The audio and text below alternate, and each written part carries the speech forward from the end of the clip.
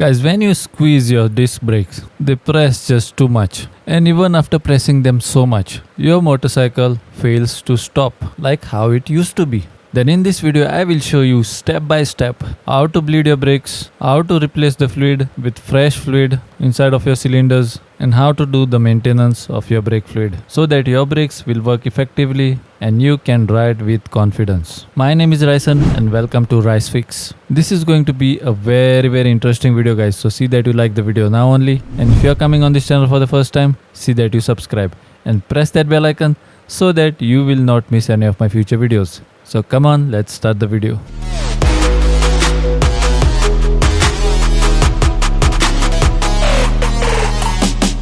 So guys, when it comes to the disc brakes, one of the main component of the disc brake system is the fluid which exists inside of the pipeline. We don't give much importance to it, but it is very important. Even your disc pads are important, and I'm also going to make a separate video on how to replace the brake pads. So see that you subscribe to my channel and press that bell icon, otherwise you will miss important videos, guys, because all of these are very important videos. Now if you have replaced your brake pads and if your bike already has new brake pads but still your brake is not operating how it should, then there are chances that air has entered into your brake lines because of less brake fluid in your brake fluid reservoir.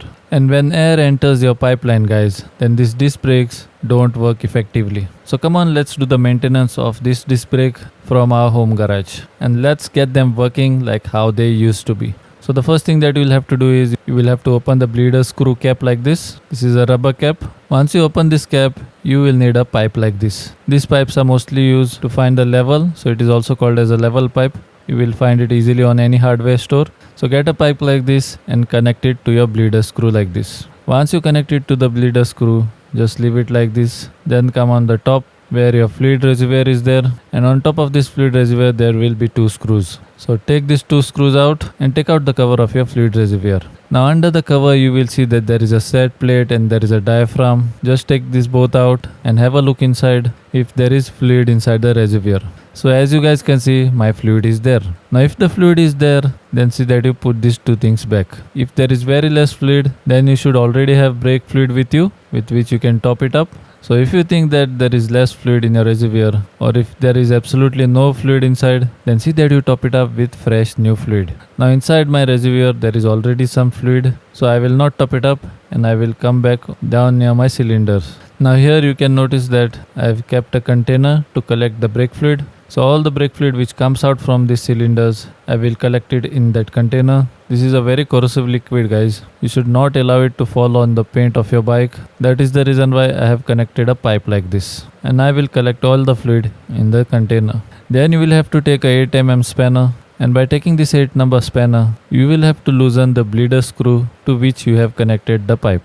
Now the moment you make it loose, guys, fluid will start to come out from this bleeder screw. See that you don't loosen it too much, you'll have to only loosen it a little bit. And the moment you loosen it, fluid will start to flow out. Now if you just want to take out the air bubbles from your pipeline, then that is a separate process. I will make a separate video on that. But in this video, I will take out all the fluid which is there inside, because many years have passed, this fluid is there inside and I have not even used the bike and I want to replace it with fresh fluid, guys. So I will totally empty all the fluid which is there inside of the lines. Now to take all the fluid out, you will have to loosen the bleeder screw and you will have to start pressing your brake like this. And the moment you start pressing your brake, the fluid will start to come out like this. Now because my container is below the cylinders, all my fluid is getting collected in the container, as you guys can see. Now the moment all the fluid comes out, air bubbles will start to come out from the pipe. Now the moment you notice that no more fluid is coming out, and as you guys can see, only air bubbles are coming out from my pipe at the moment, and no more fluid is flowing in my container as well. So the moment the fluid stops to come out, see that you tighten back your bleeder screw. Then I will come back on top near my fluid reservoir, and now when I open this, guys, as you guys can see, there is no more fluid left inside of my reservoir. So the next thing that you will have to do is very simple. You will have to top this up with fresh fluid. Now see that you top it up nicely. Once you top it up, see that you put back the diaphragm and the set plate and come back down near the cylinders. Now again loosen your bleeder screw a little bit and start to press the brake. And the moment you start to press the brake, air bubbles will start to come out from this pipe. So keep pressing the brake, guys. Let the air bubbles come out, because all the air which is formed inside of the cylinder, you will have to take it out now. Once you press the brake for around 15 to 20 times and after many air bubbles go out, see that you tighten your bleeder screw again and again come near your fluid reservoir and check again inside of your fluid reservoir how much fluid is left. Obviously the fluid will become less because lots of your fluid is gone down in the pipes now. So again you will have to top it up. You should not allow it to get over completely, guys. So before it gets over, see that you top up the fluid again. Then come back down near the cylinders and loosen the bleeder screw. And again start to press the brakes. So whatever fluid is flowing out, let it flow out. And there will come a point, guys, where the air bubbles will stop to come out and only fluid will come out. So the moment you feel that the air bubbles have stopped coming out, immediately tighten the bleeder screw. Now the moment the air bubbles stop to come out, your brake response will change and it will tighten up. And now your brake lever will not press fully. It will become tight like a brake. Now as you guys can see, my brake lever is only pressing this much now. This is a good response now, guys. Now the next thing that I will do is again I will open my fluid reservoir and again I will top up my fluid because for sure some fluid has flown down again. Once I top this up this time, for the last time I will check my brake response and my brake is responding well now, which is a very good thing. Now if you guys are not getting this response, guys, again open your bleeder screw, press the brake and release the air bubbles which are there inside. You are not getting the brake response because there are still air bubbles in your line. So once you take out all the air bubbles, your brake will start to respond like this. And once your brake starts to respond, you are done replacing the fluid inside of your disc brake lines. But you are still not done yet, guys. Still there is an important step to be done, which I will show you further in this video. So the next thing that you will have to do is put this cover back and the two screws which you had taken out from this cover. Now it's time to put them back and tighten them properly. Once you tighten both the screws, if there is any fluid spillage that has happened here, see that you wipe that immediately with a clean cloth.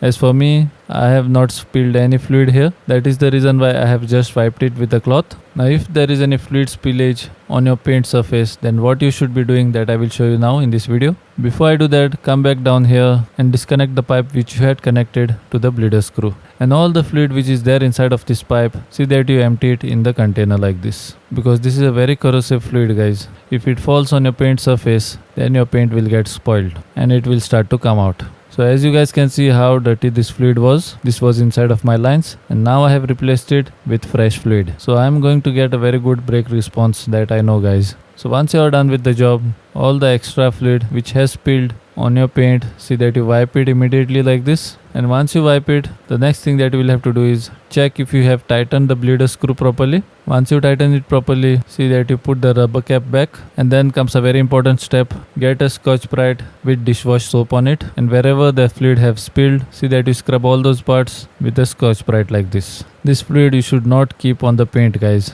Otherwise your paint will start to come out. So wherever there is a fluid spillage, see that you use a dishwash soap and a Scotch-Brite and clean it properly. Once you clean it properly, see that you rinse it with fresh water. Now I have even replaced the disc pads of this bike, guys. I have put special disc pads on this bike and I am going to do a separate video on that as well. So I'm hoping that you guys have pressed the bell icon and kept so that you will not miss that video. And this video, guys, is not only for this bike.